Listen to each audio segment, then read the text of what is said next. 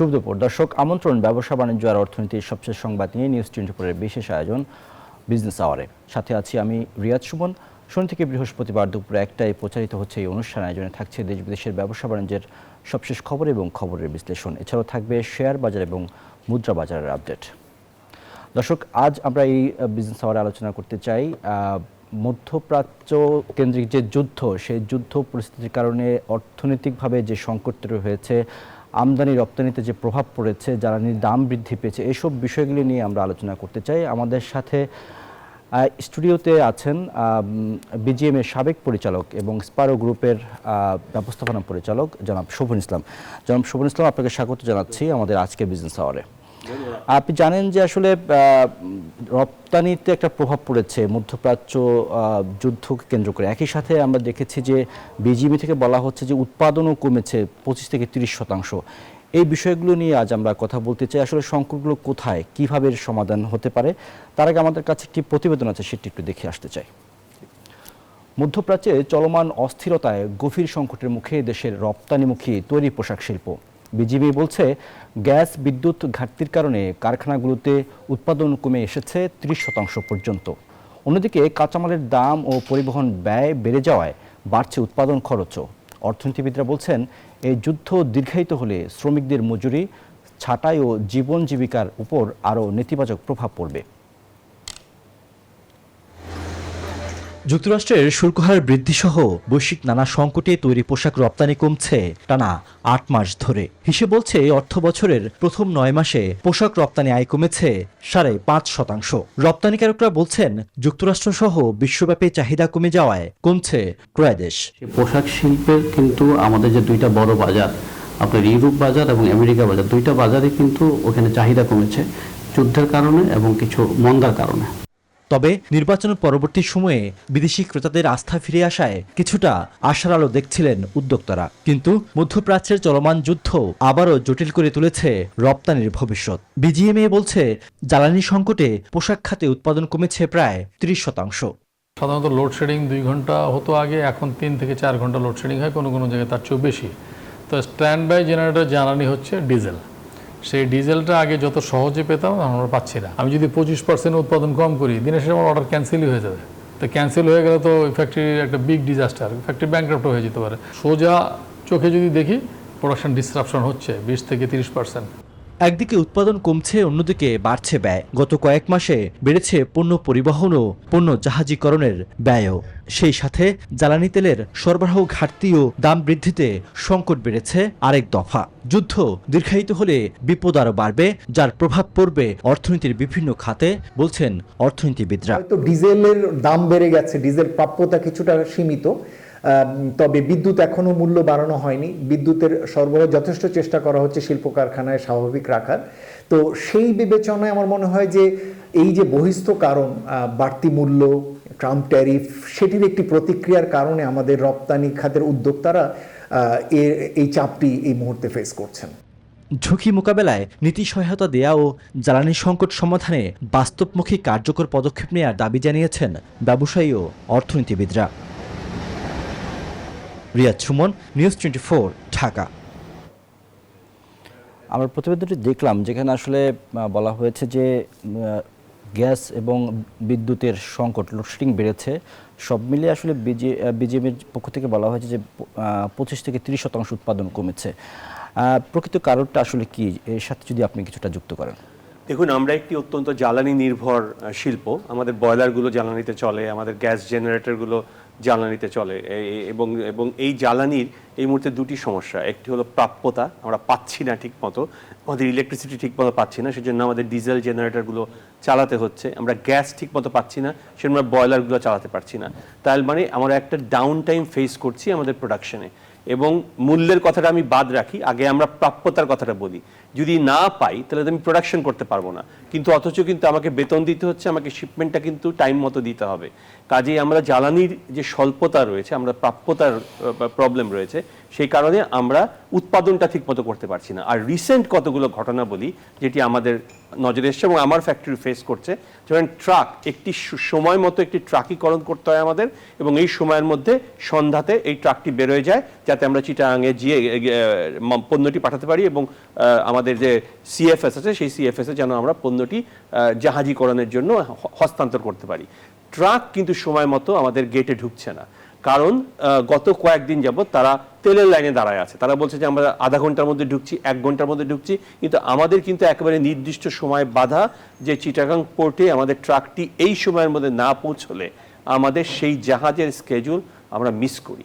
কারণ সে ধরনের কিছু ঘটনা আমরা আসছে, আমাদের কাছে তথ্য আসছে, বিজিএমের কাছে আসছে, এবং আমাদের যারা ব্যবসায়িক নেতৃবৃন্দ আছে তাদের কাছে আমাদের প্রতিনিয়ত এ ধরনের তথ্য আসছে। তো জ্বালানির স্বল্পতাটা এখন সবচেয়ে বেশি কারণ হয়ে দাঁড়িয়েছে। একটি, আমরা উৎপাদন আমরা করতে পারছি না ঠিক মতো, 30%, 25%, ইভেন 30%-এর বেশি গত কয়েকদিন আমাদের উৎপাদনের স্বল্পতা দেখা দিয়েছে। এবং তারপরে যেহেতু আমরা জ্বালানি ঠিক মতো পাচ্ছি না, সেজন্য আমরা আমাদের যে আমদানি রপ্তানির যে চাকা, যে ট্রাকগুলো যে ঠিক মতো যেতে হবে, ট্রাকগুলো যে ঠিক মতো আসতে হবে, সেখানেও আমরা একটি সময়ের কালক্ষেপণ হচ্ছে। এবং সময়ের কালক্ষেপণ যদি হয় তাহলে আমাদের টাইম বাউন্ড যে বিজনেস, আমাদের প্রোডাকশন যেমন টাইম মতো শুরু করতে হয়, আমদানি ঠিক মতো না হলে সেটি বাধাগ্রস্ত হয়, আবার রপ্তানি একটি স্কেজুল মতো ট্রাকটি আমাদের চিটাগাঙে পৌঁছাতে হয়, সেখানেও আমরা সমস্যার সম্মুখীন হচ্ছি। কাজে আমরা বহুমুখী সমস্যায় জর্জরিত। অন টপ অফ ইট, যেটি মোয়াজ্জেম ভাই বললেন যে দেখুন, আমাদের অর্থনীতিবিদ বললেন যে আমাদের তারপরে তো বৈশ্বিক বিভিন্ন চ্যালেঞ্জ রয়েছে, আমাদের যুদ্ধের কারণে আমরা অলরেডি ফেস করছি, আমাদের ট্রানজিট টাইম বেড়ে গিয়েছে, ডিমান্ড কমে গিয়েছে, আনসার্টেনটি হওয়ার কারণে বায়াররা অর্ডারগুলো আস্তে আস্তে প্লেস করছে। যেটি একটি কারণ, যেটি হলো ইমিডিয়েট সমস্যা, যেটি গত 6 সপ্তাহ ধরে চলছে। তার আগে কিন্তু 1 বছর আগে আমরা ট্রাম্পের টেরিফ ফেস করছি এবং এটি রেশ এখনো কাটে নাই। কাজে বহুমুখী সমস্যার কারণে গত 8 মাস যাবত আমাদের রপ্তানি নিম্নমুখী, এবং অনেক ফ্যাক্টরি, অনেক লাইন প্রোডাকশন সক্ষমতা কমিয়ে দিয়েছে, কারণ তারা যেহেতু অপ্রতুল অর্ডার এবং জ্বালানি সমস্যার কারণে তারা প্রোডাকশন করছে না। এটি 30% ডেফিনেটলি, এবং 30%-এর একটু বেশিও হতে পারে। জনাব শফিকুল ইসলাম, আপনি আমাদের সাথে থাকবেন। আমরা একটু আজকে জানেন যে এসএসসি পরীক্ষা শুরু হয়েছে, প্রথম দিনের পরীক্ষাটি আসলে কেমন ছিল পরিবেশ, সেটি একটু আমরা জানতে চাই। আমাদের সহকর্মী আছেন। সারা দেশে আজ থেকে শুরু হলো এসএসসি ও সমমানের পরীক্ষা। এবারে অংশ নিয়েছেন 18,57,344 জন শিক্ষার্থী। সকাল 10টায় বাংলা প্রথম পত্রের মধ্য দিয়ে পরীক্ষা শুরু হয়েছে। এ বিষয়ে আরও জানাতে আমাদের সাথে যুক্ত হচ্ছেন আমাদের সহকর্মী মাহমুদুল হাসান ইমন। ইমন, নিশ্চয়ই আপনি আমাকে শুনতে পাচ্ছেন। আপনার কাছে প্রশ্ন রাখতে চাই যে আজকের যে প্রথম পরীক্ষা, সেই পরীক্ষাটি আসলে কেমন ছিল?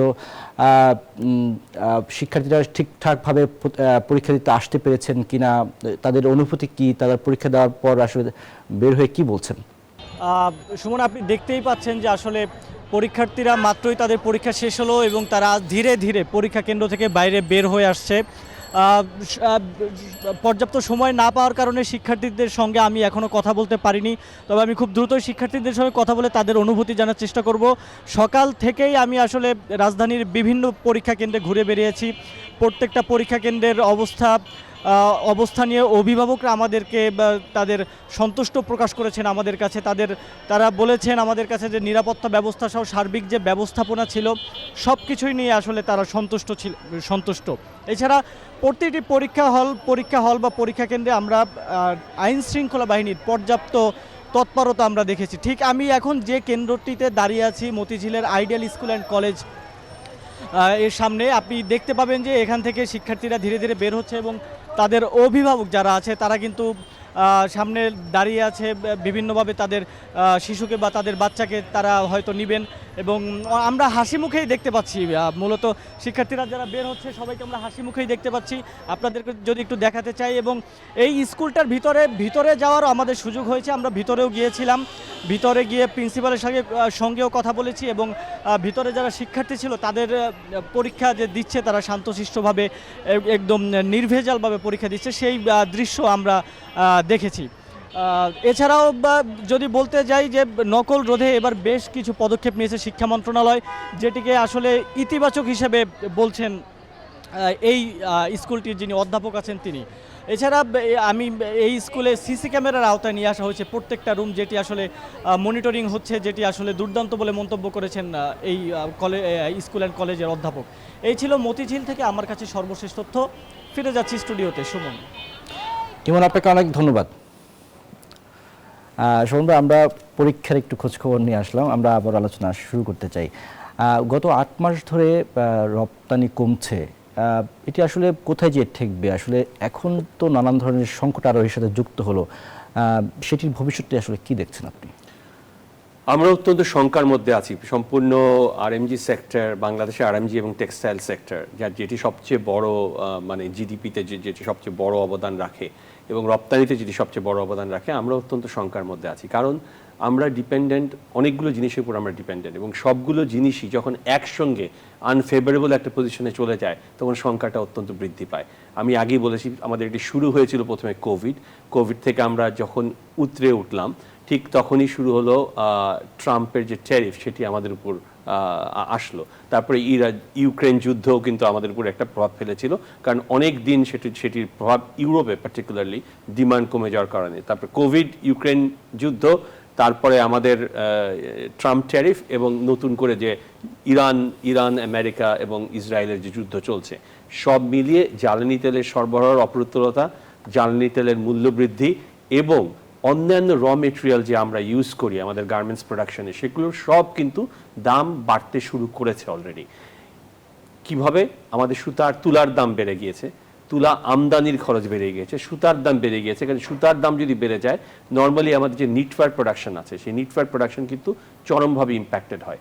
তারপরে এই সুতা দিয়ে আবার উইভিং করে ফেব্রিক তৈরি হয়, সেই ফেব্রিকগুলোও দাম বাড়তে শুরু করেছে। আবার যদি আপনি কটন ফেব্রিকের বাদ দিয়ে যে আমরা অন্য র মেটেরিয়াল ইউজ করি, ম্যানমেড ফাইবার ইউজ করি, সেই ম্যানমেড ফাইবারও কিন্তু পেট্রোলিয়াম একটা বাই প্রোডাক্ট। তাদের অনেক পরিমাণ পেট্রোলিয়াম এবং কেমিক্যাল প্রোডাক্ট লাগে, এবং এই পেট্রোলিয়াম কেমিক্যাল সবগুলোর দামই বেড়ে গিয়েছে এবং চাহিদা অনুযায়ী সরবরাহ দিতে পারছে না, বিকজ অনেকগুলো most of this petroleum chemical কোম্পানিগুলো মধ্যপ্রাচ্যে অবস্থিত এবং তারা এই সাপ্লাইটা দিতে পারছে না। সাপ্লাই ইনশিওর না করার কারণে সমস্ত ম্যানমেড প্রোডাকশন যে টেক্সটাইল মিলগুলো আছে, সেই কিলো কিন্তু প্রোডাকশন কমিয়ে দিয়েছে। প্রোডাকশন কমিয়ে দেওয়ার জন্য তারা যে আমাদের ফেব্রিকের লিড টাইম দিচ্ছিল, যে ধরেন 15 দিন আজকে থেকে অর্ডার বুকিংয়ের, গ্রেজ বুকিংয়ের পরে 20 থেকে 25 দিনের মধ্যে আমরা ফেব্রিকটি শিপমেন্ট পাবো, তার থেকে 10-20 দিনের পরে আমরা শিপমেন্টটি চিটাগাং পোর্টে পাবো, সেটি কিংবা বেনাপোল পোর্টে পাবো, কিন্তু আমাদের নিজেদের যে উৎপাদন ক্ষমতা সেখান থেকে আমাদের ডেলিভারি আসবে। সবগুলোই কিন্তু দেরি হচ্ছে। একদিকে দাম বাড়ছে, অন্যদিকে ডেলিভারি স্কেজুল পিছিয়ে যাচ্ছে, বিকজ র মেটেরিয়ালের অভাব। সব দিক দিয়ে যেটাকে বলে একটি পারফেক্ট স্টর্ম, যে এই পারফেক্ট স্টর্মের মধ্যে আমরা পড়ে গিয়েছি। আমাদের মূল্য বৃদ্ধি হচ্ছে, আমাদের ডিমান্ড ওই দিক থেকে কমে যাচ্ছে, বায়ারদের ডিমান্ড কমে যাচ্ছে কারণ আমেরিকাতে ইনফ্লেশন দেখা দিয়েছে। অন্যদিকে আমরা প্রোডাকশনও করতে পারছি না ঠিক টাইম মতো, র মেটেরিয়ালের অভাবে এবং জ্বালানি তেলের সংকটের কারণে। এটি হলো 1 নম্বর। 2 নম্বর হলো এই কতগুলো সমস্যা। তারপরে আরেকটি সমস্যা, সেটি হলো যে আমাদের যে প্রোডাকশন কস্ট, সেটিও কিন্তু বাড়তে শুরু করেছে। আমাদের প্রোডাকশন কস্ট বাড়তে শুরু করেছে, মানে আমাদের জ্বালানি তেল, আমাদের উৎপাদনের যে কস্ট, তার অলমোস্ট 6 থেকে 8% আমরা খরচ করি বিদ্যুৎ এবং জ্বালানিতে, বিভিন্ন ধরনের জ্বালানি যে আমরা ইউজ করি। সেই জ্বালানি 8% যে আমরা আমাদের উৎপাদন ইউজ করি, সেটা কিন্তু অলমোস্ট 15% থেকে 20% বেড়ে গিয়েছে। তা আপনি যদি অঙ্কটি করেন, তাহলে আমাদের ওভারঅল অ্যাবাউট 4 to 5% আমাদের উৎপাদন খরচ বেড়ে গিয়েছে। এবং এটি উৎপাদন খরচ কিন্তু শুধু জ্বালানি তেলের জন্য বাড়ে না, অন্যান্য যে বাই প্রোডাক্টগুলো আছে সেগুলোরও কিন্তু দাম বেড়ে গিয়েছে। আমরা কেমিক্যাল কিনি ফর ওয়াশিং অ্যান্ড ডাইং, সেই কেমিক্যালগুলোর কস্ট বাড়তে শুরু করেছে। ওভারঅল আমাদের উৎপাদন কস্ট বেড়ে গেছে। তো আমরা কি এই যে উৎপাদন খরচ বেড়ে গেল, এই উৎপাদন খরচটা কি আমাদের বায়ার, যারা আমাদের ক্রেতা আছে, তাদের কাছে পাস অন করতে পারবো? সেটি কিন্তু পারছি না, কারণ ক্রেতাদেরও হাত বন্ধ। আজকেও একটি কোম্পানি আমেরিকাতে চ্যাপ্টার 11 ফাইল করেছে, খুব বড় একটি বায়ার QVC, যারা সবচেয়ে বড় আমেরিকা টিভি নেটওয়ার্ক, তারা গতকাল রাতে চ্যাপ্টার 11 রিস্ট্রাকচারিং অফ পেমেন্ট তারা ফাইল করেছে। তো এই ধরনের কারণে, এই ধরনের বিভিন্ন কারণে, কারণ ওভারঅল ডিমান্ড আমেরিকাতে কমে আসছে, কারণ তাদের গ্যাসের মূল্য তাদের তেলের মূল্য বেড়ে গেছে, তেলের মূল্য বাড়ার কারণে ওভারঅল ইনফ্লেশন আমেরিকা এবং ইউরোপে বেড়ে গেছে, এবং আমেরিকা ইউরোপে যখন ইনফ্লেশন বেড়ে যায় প্রথম খাতটি যেটি আঘাত পায় সেটি হলো যেই মানে ডিসপোজেবল ইনকাম থাকতে যেটি মানুষ কেনে জামা কাপড়, সেগুলো কিন্তু একটা ডিমান্ড সবচেয়ে আগে ফল করে। ওভারঅল ডিমান্ড ফল করার কারণে সেখান থেকে আমরা যে একটি ভালো প্রাইস বাইরের কাছ থেকে ক্লেম করতে পারবো সেটি কিন্তু করতে পারছি না। তো ওভারঅল আমাদের শিল্পটি একটি পারফেক্ট স্টর্মের মধ্যে দিয়ে যাচ্ছে, মানে একটি ঘূর্ণিঝড় যেটিকে বলে, চারিদিক থেকে মানে একটা নিস্তব্ধতা এসে ঘূর্ণিঝড়ের মধ্যে যেটি পড়তে হয়, আমরা এখন সেই অবস্থাটির মধ্যে পড়েছি। আরেকটি বিষয়ে যতটুকু শুনেছি যে আরব এবং অনারব মানে এর মধ্যপ্রাচ্যে যে দেশগুলো আছে প্রায় 18টি দেশ, সেখানে আমাদের প্রায় 100 কোটি ডলারের রপ্তানি নর্মালি হয়ে থাকে, সেই জায়গাটি এখন পুরোপুরি রপ্তানি বন্ধ। যেটি আমাদের কাছে তথ্য আছে যে অর্থ বছরের জুলাই থেকে গত মার্চ পর্যন্ত 9 মাসে মধ্যপ্রাচ্যে 66 কোটি 34 ডলারের পণ্য রপ্তানি হয়েছে, সেটি এখন বন্ধ আছে। এই বিষয়টি কি আপনি কিভাবে দেখেন? দেখুন, আমাদের রপ্তানি তো মধ্যপ্রাচ্যের সবগুলো দেশে বন্ধ, এবং মধ্যপ্রাচ্য দিয়ে যেসব দেশে যেতাও আমাদের, ধরেন আমাদের সাউথ আফ্রিকা একটা বড় ডেস্টিনেশন তৈরি হচ্ছিল, সেখানেও আমাদের যাওয়া একটু এখন কষ্টকর হয়ে গিয়েছে। তো ওভারঅল মধ্যপ্রাচ্যের রপ্তানি বন্ধ, এবং ইন্ডিয়াতে যে আমাদের যে নিউ মার্কেট, ইমার্জিং মার্কেট আমরা তৈরি করছিলাম, সেটি হলো ভারত, চায়না অলসো, সেখানেও আমাদের রপ্তানি কিছু বাধাগ্রস্ত হচ্ছে, কারণ ইন্ডিয়াতে যে আমরা স্থলপথ দিয়ে যে আমাদের রপ্তানি হতো সেটি বন্ধ করে দেওয়া হয়েছে বহু কারণে। ওভারঅল আমি আশা করব যে নতুন সরকার এসে তারা এক ধরনের নেগোসিয়েশন করে ইন্ডিয়াতে রপ্তানির যাতে স্থলপথটি ওপেন করা যায় সে ব্যাপারে তারা একটি পদক্ষেপ নেবে, যাতে করে আমরা এই রপ্তানিটিকে ধরে রাখতে পারি। সেখানেও কিন্তু আমরা কাছাকাছি প্রায় 800 মিলিয়ন থেকে $1 বিলিয়ন রপ্তানি করছিলাম আমরা ইন্ডিয়াতে, সেটিও কমে গিয়েছে। মধ্যপ্রাচ্যের রপ্তানি কমে গিয়েছে, কারণ মধ্যপ্রাচ্যে এখন কোনো জাহাজই যেতে পারছে না, হরমুজ প্রণালী কমপ্লিটলি বন্ধ, লোহিত সাগর দিয়েও নানা ধরনের সমস্যা হচ্ছে। কাজেই আমাদের যে আবার $1 বিলিয়ন প্লাস মার্কেট ছিল, এবং যেটি ইমার্জিং মার্কেট, যেটি গ্রো করছিল, আস্তে আস্তে বাড়ছিল, আমরা কিন্তু প্রচুর পরিমাণ পণ্য সৌদি আরব, কুয়েত, পার্টিকুলারলি যে হজ সিজনে যে পণ্যগুলো যায়, হজ সিজনে প্রচুর পরিমাণ ভিজিটার সৌদি আরবে ভিজিট করে, এবং এইটা একটা হাই সিজন, পিক সিজন,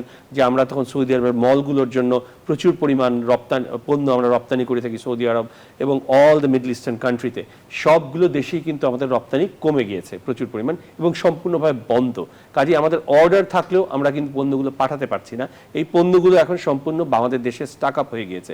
কাজেই ওভারঅল মধ্যপ্রাচ্যের মার্কেট এবং এশিয়া প্যাসিফিক মার্কেটে বিভিন্ন পলিটিক্যাল কারণে আমরা কিন্তু একটা স্থবিরতা দেখতে পাচ্ছি। কাজেই আমরা আবার যে বললাম যে পারফেক্ট ঘূর্ণিঝড়, সেই ঘূর্ণিঝড়ের মধ্যে আমরা আবর্তিত হচ্ছি। জনাব শমরুল ইসলাম, আপনার কাছে আরও বেশ কিছু প্রশ্ন আছে, সেই প্রশ্নগুলো নিয়ে আমরা ফিরব, সময় হলো একটি বিরতির। দর্শক, এই মুহূর্তে আমরা একটি বিরতি নিতে চাই, আমাদের সাথেই থাকুন। বিরতির পর আবারও আমন্ত্রণ বিজনেস আওয়ারে। দর্শক, আজ আমরা আলোচনা করছি রপ্তানি খাতের যে উৎপাদন কমছে এবং এর সংকট, এই বিষয়টি নিয়ে আমাদের সাথে আলোচনায় আছেন বিজিএমের সাবেক পরিচালক জনাব শোভন ইসলাম। শোভন ইসলাম, আপনাকে স্বাগত আবারও আমাদের আলোচনায়। আপনার কাছে আমাদের আরও কিছু প্রশ্ন আছে। আপনি জানেন যে ইতিমধ্যে জ্বালানি তেলের দাম বৃদ্ধি পেয়েছে, এবং সেই বৃদ্ধি পাওয়ার পরে এটার ইম্প্যাক্ট কিন্তু বাজারে পড়তে শুরু করেছে। এ নিয়ে আমাদের কাছে একটা প্রতিবেদন আছে, সেটি একটু দেখে আসতে চাই। জ্বালানির দাম বৃদ্ধি পেতে না পেতেই এর প্রভাব এখন সরাসরি পড়ছে জনজীবনে। পরিবহন ব্যয় বাড়ার পাশাপাশি নিত্যপণ্যের দামেও পড়েছে প্রভাব, ফলে বাড়তি খরচের চাপে পড়েছেন সাধারণ মানুষ। অর্থনীতিবিদরা বলছেন, ইরানে উত্তপ্ত পরিস্থিতি ঠিক না হলে আরও এক ধাপ বাড়াতে হতে পারে জ্বালানির মূল্য। এর প্রভাবে মূল্যস্ফীতি আরও বাড়বে, বিপাকে পড়বে কম আয়ের মানুষেরা। সংকট নিরসনে শ্রমজীবীদের আর্থিক সহায়তা প্রদানের পরামর্শ তাদের। রাশেদ রায়হান জানাচ্ছেন বিস্তারিত। জ্বালানির দাম বাড়ার পরই পাল্টে গেছে দৈনন্দিন হিসাব নিকাশ। তেলের দাম বৃদ্ধির পর সব ধরনের গণপরিবহনে ভাড়া বাড়ানোর তোড়জোড় শুরু হয়েছে। রাইড শেয়ারিংয়ে প্রাইভেট কার ও মোটরসাইকেলের খরচ বেড়েছে। এসব পরিবহনের ভাড়া বৃদ্ধিতে চাপ বেড়েছে নগরবাসীর জীবনযাত্রায়। ছাত্রদের ভাড়াটা আপনার আমাদের আগে হাফ বাড়ি, তখন আমাদের ফুল ভাড়া নেয়। এখন যে 140 টাকা লিটার করা হয়েছে, বাট আগে থেকে আমাদের ভাড়ার পরিমাণ অনেক কমে গেছে। ভাড়া না বাড়ালে তো আমরা চলতে পারবো না, মালিক চলতে পারবো না। একদিকে জ্বালানি তেল পেতে ঘন্টার পর ঘন্টা অপেক্ষা, তার উপরে ডিজেলের 15% দাম বৃদ্ধির প্রভাব পড়েছে নিত্যপণ্যের বাজারে। কৃষি পণ্য পরিবহনে খরচ বেড়েছে, তাই কারওয়ান বাজারে বেড়েছে সবজি ও পণ্যের দাম। খরচ বেড়ে যাওয়ায় বিপাকে ক্রেতারা। এলপিজির দাম ফের বাড়ায় হোটেল রেস্তোরাঁর খাবারের দামও বাড়াতে যাচ্ছেন ব্যবসায়ীরা। এখন আজকেই যদি এই এফেক্টটা করে, তো আরও 2-1 দিন পরে আমার তো মনে হচ্ছে আরও অনেক বেশি বাড়াই দিবে ওরা। এই গাড়ি ভাড়া আগে ছিল 12,000, এখন 15,000, 16,000। এখন ওই মালের উপরে ওটা পড়তা পড়ে যায় বেশি। বস্তাপতি মনে হয় 10 টাকা করে বেড়ে গেছে। খাওয়ার দাম তো বাড়াইতেই হবে, জিনিসপত্রের দাম বাড়ছে না। গণশুনানি ছাড়াই সড়ক ও নৌপথে ভাড়া বৃদ্ধির প্রস্তাবকে অযৌক্তিক আখ্যায়িত করেছে যাত্রী কল্যাণ সমিতি। বাস ভাড়া প্রতি কিলোমিটারে 15 পয়সা পর্যন্ত বৃদ্ধি পেতে পারে, এটা যৌক্তিক। তার বাইরে যদি হয় এটা নানা খাতে তারা অযৌক্তিক বা একচেটিয়াভাবে যদি বাড়াতে চেষ্টা করে, এটা আমরা যাত্রী সাধারণকে সাথে নিয়ে প্রতিহত করব। অর্থনীতিবিদরা বলছেন জ্বালানির দাম বৃদ্ধি মূল্যস্ফীতি বাড়াবে, ফলে নিম্ন মধ্যবিত্তরা বেশি ক্ষতিগ্রস্ত হবে। সামাজিক নিরাপত্তা কর্মসূচির মাধ্যমে নিম্ন আয়ের মানুষদের নগদ অর্থ সহায়তার পরামর্শ তাদের। ট্রান্সপোর্টের যে কস্ট বেড়ে গেছে, ইতিমধ্যে যে মালিক সমিতির সাথে আলাপ আলোচনা হয়, তো দাম তো বেড়ে গেছে, ভাড়া বেড়ে গেছে। তো এখন এই অবস্থায় ভাড়া বৃদ্ধির কারণে আসলে যারা একদম নিম্নবিত্ত বা অভাবী মানুষ, সীমিত আয়ের মানুষ, প্রত্যেকেরই কিন্তু আয় বাড়ছে না, অনেক জায়গাতে চাকরি চলে যাচ্ছে, হ্যাঁ, কর্মহীন হয়ে পড়ছে মানুষ, দারিদ্র্য বেড়ে যাচ্ছে, মূল্যস্ফীতি বৃদ্ধি, এগুলো সব কিছুর কারণে আসলে তাদের জীবনটা কিন্তু দুর্বিষহ হয়ে যাচ্ছে। যুদ্ধ পরিস্থিতি দীর্ঘায়িত হলে পণ্য উৎপাদন ও রফতানি ক্ষতিগ্রস্ত হতে পারে বলেও শঙ্কা প্রকাশ করেন অর্থনীতিবিদরা। জ্বালানির দাম বৃদ্ধির প্রভাব এখন আর কোনো একটি খাতে সীমাবদ্ধ নেই, এটি ছড়িয়ে পড়েছে পরিবহন, নিত্যপণ্যের বাজার ও সেবা খাতে। এই চাপ থেকে স্বস্তি পেতে কার্যকর পদক্ষেপের প্রত্যাশা সকলের। রাশেদ জায়খান, নিউজ 24, ঢাকা। একই সাথে দর্শক, আমরা জানি যে তেলের যে পাম্পগুলো রয়েছে সেখানেও দীর্ঘ লাইন রয়েছে। সেই দীর্ঘ লাইনের খবর জানাতে আমাদের সাথে এই মুহূর্তে যুক্ত হচ্ছেন আমাদের সহকর্মী মাসুদ সুমন। মাসুদ সুমন, আপনি নিশ্চয়ই আমাকে শুনতে পাচ্ছেন। আজকের পরিস্থিতি জানাবেন যে পাম্পগুলোর অবস্থা আসলে কি, তেলের দাম বাড়ার পর কি বলছেন ভোক্তারা? রিয়াজ, আমি এই মুহূর্তে তেজগাঁয় একটি পাম্পে রয়েছি। আমি এর আগে সারাদিন বেশ কয়েকটি পাম্পে ঘুরেছি। আপনারা জানেন গতকাল সরকার পেট্রোলিয়াম কর্পোরেশনের পক্ষ থেকে যে ঘোষণা দেওয়া হয়েছে, রাজধানী সহ দেশের পেট্রোল পাম্পগুলোতে প্রায় 20% অকটেন, 10% পেট্রোল এবং 10% ডিজেল বেশি সরবরাহের একটি ঘোষণা দেওয়া হয়েছিল। এবং আপনি যেমনটি বলছিলেন এর আগে দাম বৃদ্ধির কথা, এবং আমরা এই দাম পেট্রোলের যে এই জ্বালানির যে সংকট তৈরি হয়েছে তারপর থেকে এই সাধারণ মানুষের কাছ থেকে যেমনটি শুনেছিলাম, দাম বৃদ্ধি হলে বা সরবরাহ কিছুটা বাড়ালে একদিকে যেমন মজুতদাররা তেল বিক্রি করে দিবেন, সেই জায়গায় সংকটটি কমবে, আরেকদিকে সরবরাহ বাড়ালে সেই জায়গা থেকেও ভোগান্তি কিছুটা কমবে। তবে এমন বাস্তবতায় আমরা আজকে ঠিক এমন ধারণায় আমরা আজকে তেমন বাস্তব কোনো চিত্র দেখিনি। আমরা সকাল থেকে এই পাম্পগুলোতে দেখেছি দীর্ঘ সারি, কয়েকটি পাম্পে আমরা দেখেছি 10 থেকে 12 ঘন্টা পর্যন্ত অপেক্ষা করে এই ভোক্তারা জ্বালানি নিচ্ছেন। সে জায়গায় অনেকগুলো পাম্প আজ বন্ধও দেখেছি রাজধানীতে। ফলে যেমনটি প্রত্যাশা করা হয়েছিল এই ভোগান্তি কমার, তেমন কোনো কিছুই আমরা এখন পর্যন্ত চোখে পড়েনি আমাদের। এবং যাত্রীদের সাথে ভোক্তাদের সাথে আমরা কথা বলেছি, তারা যেমনটি বলছেন তারাও এই অপেক্ষায় ছিলেন, এমনটাই প্রত্যাশা করেছিলেন সরকারের ঘোষণার পরে ঠিক ভোগান্তি কমবে। তারাও বলছেন যে নতুন করে কেমন সংকট হলো বা কেন এমনটি হলো এটি খতিয়ে দেখার আহ্বান জানাচ্ছেন। আমরা পাম্প মালিকদের সাথে কথা বলেছি, তারা যেমনটি বলছেন সরকার ঘোষণা দিয়েছে 20% বা 10% যেই সরবরাহ বৃদ্ধির যে ঘোষণাটি এসেছে, সেখানে এখন পর্যন্ত বেশিরভাগ পাম্পেই সেই অতিরিক্ত যে বৃদ্ধি করার পর যেই জ্বালানিটুকু সেটি পৌঁছায়নি। ফলে সংকটটি এখনও রয়ে গিয়েছে, তবে এটি দ্রুত সময় কেটে যাবে এমন প্রত্যাশা করছেন এই পাম্প মালিকরা, এবং ভোক্তারাও ঠিক একই চাওয়া রয়েছে তাদের। রিয়াজ, এই ছিল আমার কাছে সর্বশেষ ঢাকা থেকে ঢাকার পাম্পগুলোর সর্বশেষ আপডেট। মাসুদ সুমন, আপনাকে অনেক ধন্যবাদ। সম্রাট, আমরা আসলে রিপোর্ট দেখলাম যে তেলের দাম বাড়ার সাথে সাথে যে এটা প্রভাব পড়েছে জনজীবনে সেটি দেখলাম, এবং একই সাথে দাম বাড়ার পরেও যে পেট্রোল পাম্পগুলোতে যে দীর্ঘ লাইন, সেই দীর্ঘ লাইন বা সারি কিন্তু কমছে না, সেই চিত্রটাও আমাদের সহকর্মী তুলে ধরেছেন। একই সাথে এই বিষয়টা ধরেই আসতে চাই, সরকার ব্যবসা বান্ধব পরিবেশ ফিরিয়ে আনার জন্য আসলে বলেছিল যে, অর্থাৎ নতুন সরকার তাদের প্রতিশ্রুতি ছিল যে সুদ হার কমিয়ে আনবে। এই যে অর্থনীতির নানামুখী এখন সংকটে পড়ে গেল বা চাপের মধ্যে পড়ে গেল, সেখানে আসলে এটির কোনো সুযোগ কি আছে? দেখুন, আমার মনে হয় নতুন গণতান্ত্রিক সরকার বিপুল ভোটে নির্বাচিত এবং বিপুল ম্যান্ডেট নিয়ে নির্বাচিত, তাদের কাছে আমাদের আশা একদম আকাশচুম্বী আশা ছিল। তা আমরা ভেবেছিলাম যে নতুন সরকার আসলে হয়তো আমাদের পরিবেশ বা আমাদের বিজনেস পরিবেশ বান্ধব অনেকগুলো মনিটরিং ফিসক্যাল পলিসি সাপোর্ট আমরা তাদের কাছ থেকে পাবো। একেবারে যে কিছু পাই নাই তা কিন্তু না। দেখুন, গত ঈদে আমরা একটি মাসের বেতন আমরা লোন হিসাবে পেয়েছি, যেটিকে আমরা 1 বছর পরিশোধ করতে পারবো। কারণ আপনারা জানেন গত ফেব্রুয়ারিতে ইলেকশন, 10 দিন আমাদের 20 দিন কর্মদিবস ছিল, মার্চেও আমরা 20 দিন কর্মদিবস পেয়েছি, এপ্রিল আমরা একটি পুরা মাস পাচ্ছি, আগামী মেতেও 20 দিন কর্মদিবস পাবো।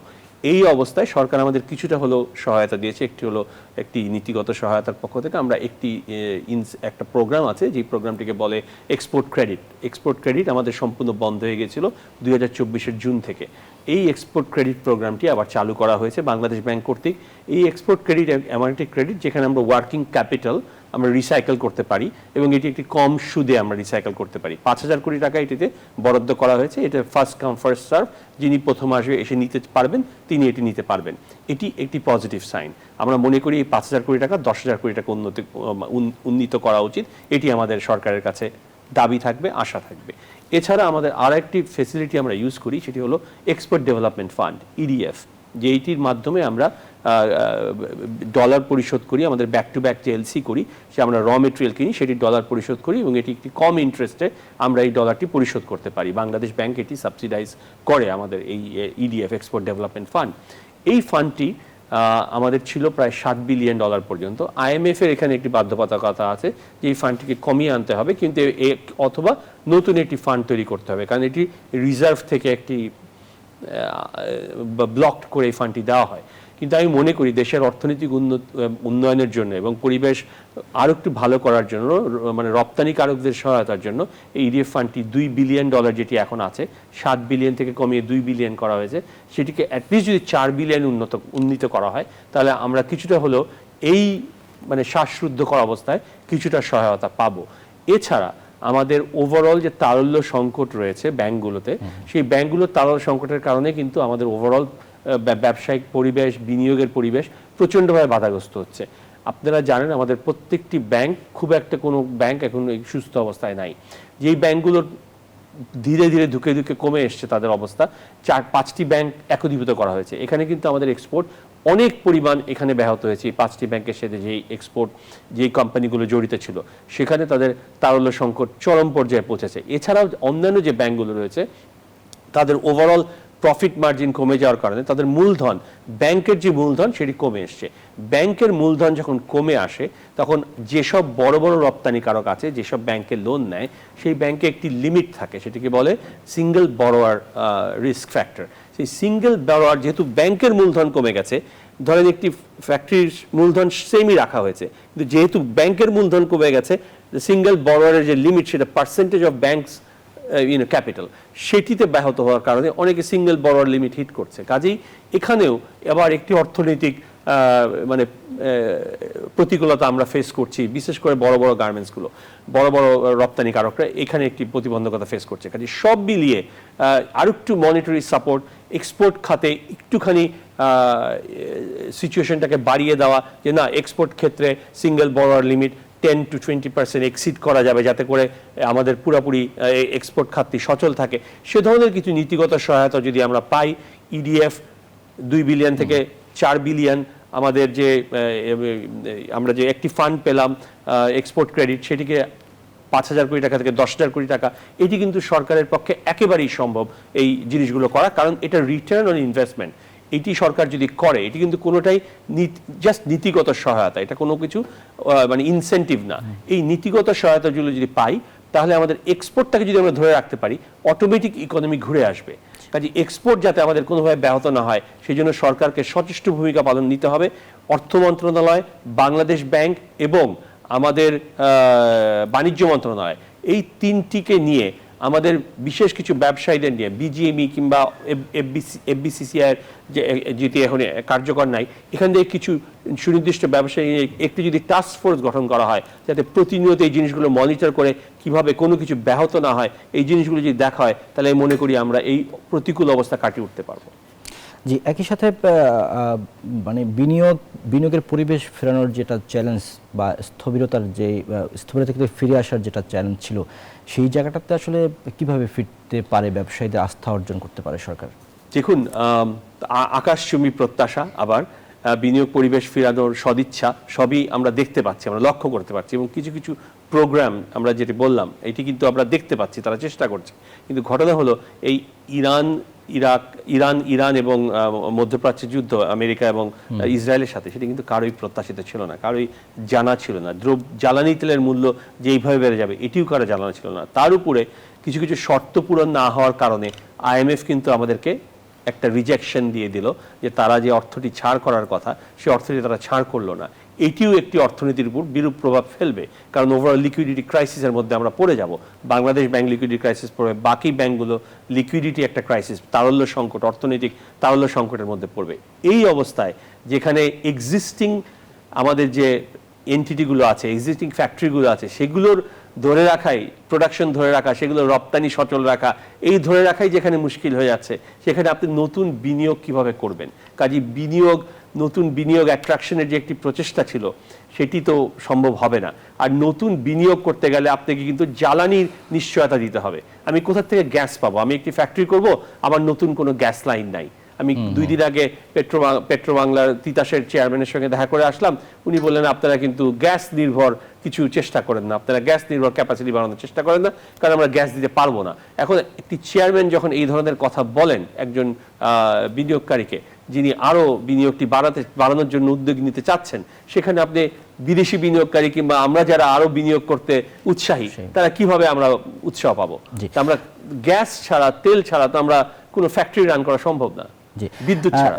জনাব সুমন ইসলাম, আজকের শেয়ার বাজারের সূচক একটু ঊর্ধ্বমুখী আমরা এখন পর্যন্ত দেখতে পাচ্ছি। আমরা একটু দেখতে চাই এখনকার অবস্থাটা, একটু দেখতে চাই। আজকে ঢাকা স্টক এক্সচেঞ্জের ওয়েবসাইট আমরা দেখতে পাচ্ছি 3টি সূচকে ঊর্ধ্বমুখী রয়েছে। ডিএসইএক্স ইন্ডেক্স সেটি 26 পয়েন্ট বেড়েছে, অবস্থান করছে 5258 পয়েন্টে। ডিএসইএক্স ইন্ডেক্স সরিয়া সূচকটি এই মুহূর্তে 3 পয়েন্ট বেড়ে অবস্থান করছে 1063 পয়েন্টে। ডিএস30 ইন্ডেক্স 4 পয়েন্ট বেড়েছে, অবস্থান করছে 1984 পয়েন্টে। 773 কোটি টাকা লেনদেন হয়েছে এখন পর্যন্ত। 227টি কোম্পানির শেয়ারের দর বেড়েছে, 94টি কোম্পানির শেয়ারের দর কমেছে এবং অপরিবর্তিত আছে 68টি কোম্পানির শেয়ারের দর। একসাথে আমরা একটু মুদ্রার বিনিময় মূল্য এবং স্বর্ণের দামটাও দেখতে চাই। শুরুতেই আমরা দেখতে পাচ্ছি যে মুদ্রার বিনিময় মূল্য আজকে মার্কিন ডলার 122 টাকা ক্রয় হয়ে বিক্রি হচ্ছে 123 টাকা, ইউরো 141 টাকায় ক্রয় বিক্রি হচ্ছে 145 টাকায়, পাউন্ড 159 টাকায় ক্রয় বিক্রি হচ্ছে 166 টাকায়, চীনা ইউয়ান 16 টাকায় ক্রয় হয়ে বিক্রি হচ্ছে 18 টাকা 60 পয়সায়, সৌদি রিয়াল 32 টাকা 20 পয়সায় ক্রয় বিক্রি হচ্ছে 33 টাকায়, ভারতীয় রুপি 1 টাকা 30 পয়সায় ক্রয় বিক্রি হচ্ছে 1 টাকা 45 পয়সায়। একই সাথে আমরা দেখতে চাই স্বর্ণের দাম। 22 ক্যারেটের স্বর্ণের দাম আজকের বাজারে রয়েছে 2,50,193 টাকা। 21 ক্যারেটের দাম আছে প্রতি ভরি 2,38,820 টাকা। 18 ক্যারেটের দাম প্রতি ভরি 2,04,703 টাকা এবং সনাতন প্রতি ভরি স্বর্ণের দাম আজকের বাজারে 1,66,737 টাকা। রূপার দাম দেখতে চাই। রূপার দামে 22 ক্যারেটের রূপা, সেটির দাম আছে আজকের বাজারে প্রতি ভরি 6,065 টাকা। 21 ক্যারেটের দাম 5,774 টাকা। 18 ক্যারেটের দাম আছে 4,957 টাকা এবং সনাতন প্রতি ভরি রূপার দাম 3,732 টাকা। আমরা আপনার কাছে আরও কিছু প্রশ্ন আছে, সেগুলো জানতে চাই। সময় হলো আরেকটি বিরতির। দর্শক সময় হলো বিজনেস আওয়ারের আরেকটি বিরতির। ফিরব কিছুক্ষণের মধ্যেই, আমাদের সাথেই থাকবেন। বিরতির পর আবারও আমন্ত্রণ নিউজ 24-এর বিজনেস আওয়ারে। দর্শক, আমরা আলোচনা করছিলাম পোশাক শিল্পের উৎপাদন খরচ বাড়ছে, এই বিষয়টি নিয়ে আমাদের সাথে আজ আলোচনায় আছেন বিজিএমের সাবেক পরিচালক শোভন ইসলাম এবং একসাথে তিনি দায়িত্ব পালন করছেন স্পারো গ্রুপের ব্যবস্থাপনা পরিচালক হিসাবে। শোভন ইসলাম, আপনার কাছে আবার ফিরতে চাই। আমরা দেখলাম বিরতির আগে যে আজকের যে সূচক, পুঁজিবাজার সূচকগুলো ঊর্ধ্বমুখী, এটিকে আপনি কিভাবে দেখেন বা কেমন দেখেন? অবশ্যই এটাকে পজিটিভলি দেখি, কিন্তু আমাদের মেইন সমস্যা একটি রয়ে গেছে এই ক্যাপিটাল মার্কেটে। সেটি হলো আমাদের ক্যাপিটাল মার্কেটে কিন্তু নিয়ন্ত্রক যে সংস্থা এসিসি, সেটির কিন্তু চেয়ারম্যান, একজন নতুন চেয়ারম্যান আসার কথা শুনেছিলাম, আসেনি। কাজে ওভারঅল মার্কেট কনফিডেন্স কিন্তু নাই। এখনকার চেয়ারম্যানের উপর কারো কোনো কনফিডেন্স নাই, কারণ ইনি গত 18 মাসে তেমন কিছুই করে দেখাতে পারেননি। কাজেই আমাদের যে বিনিয়োগ, বিদেশি বিনিয়োগ আমরা যে অ্যাট্রাক্ট করার চেষ্টা করছি, বিদেশি বিনিয়োগ কেন আসবে? আমাদের যদি এইখানে আমাদের তো একটা ইনভেস্টমেন্ট বেস লাগবে, আমাদের এখানে 400টি কোম্পানি নাই কিংবা 40টি কোম্পানিও নাই যারা খুব হেলদি অবস্থায় আছে। তো বিদেশি বিনিয়োগ যে আসবে সেটি কিভাবে আসবে, আসার তো কোনো পথ দেখি না। আপনি যদি ভিয়েতনামের দিকে তাকান, ভিয়েতনামে একটা ভিয়েতনাম ইন্ডেক্স ফান্ড আছে, সেটির মূল্য কিন্তু অত্যন্ত বেড়েই চলেছে এই মুহূর্তে। কাজেই আমাদের যে এসিসি সেটিতে একটি স্বচ্ছতা আনতে হবে, নতুন একটি কাঠামো তৈরি করতে হবে যাতে ক্যাপিটাল মার্কেট থেকে আমরা টাকা নিতে পারি। আমরা কিন্তু 14% ইন্টারেস্ট দিয়ে আমরা নতুন ইন্ডাস্ট্রি করতে পারবো না, আমাদেরকে শেয়ার বন্ড বিক্রি করে আমাদেরকে আসতে হবে। কিন্তু এখানে যদি স্বচ্ছতা না থাকে, জবাবদিহিতা না থাকে, এসিসি যে সিকিউরিটি এক্সচেঞ্জ কমিশন যেটি কন্ট্রোল করবে এই মার্কেটটি, সেটি যদি শক্তিশালী না হয় তাহলে আমরা কিন্তু কিছু করতে পারবো না, এবং এ পর্যন্ত আমরা এটির কোনো ভালো কিছু দেখিনি। আরেকটি ছোট্ট একটা প্রশ্ন রাখতে চাই, এই যে অর্থনীতির কঠিন সময়ের মধ্যে সরকার প্রথম বাজেট দিতে যাচ্ছে, সেই বাজেটে আপনাদের প্রত্যাশা কি, কেমন দেখতে চান বাজেট? বাজেট একটি অত্যন্ত চ্যালেঞ্জিং বাজেট হবে এবার, যা বুঝতে পারছি। কিন্তু যেটি থেকে বিরত থাকতে হবে সেটি হলো আমাদের সংকোচনমূলক নীতি থেকে বেরিয়ে আসতে হবে, যেটি গত 18 মাসে অন্তর্বর্তীকালীন সরকারের সময় ছিল। আমাদের চেষ্টা করতে হবে যাতে আমরা রপ্তানিকে আমরা একটু প্রায়োরিটি দিতে পারি। আমাদের রপ্তানিতে জানেন আপনার ট্যাক্স হলো 10% এবং 12%, কিন্তু এটিকে যদি বাড়ানোর একটি কথা শুনছি, এটি যদি বাড়ানো হয় এটি একটি ডিজাস্টার সিচুয়েশন হবে। এই বাজেটের ক্রান্তিকালেও আমাদেরকে কিন্তু ইনসেন্টিভ কিছু দিতে হবে যাতে করে মার্কেট সম্প্রসারণ করতে পারি। অসংখ্য ধন্যবাদ সুমন ইসলাম আমাদের আজকের আলোচনায়। ধন্যবাদ আপনাকে। দর্শক, এর সাথে শেষ করতে হচ্ছে আমাদের আজকের বিজনেস আওয়ারের আয়োজন। এতক্ষণ সাথে থাকার জন্য ধন্যবাদ সবাইকে।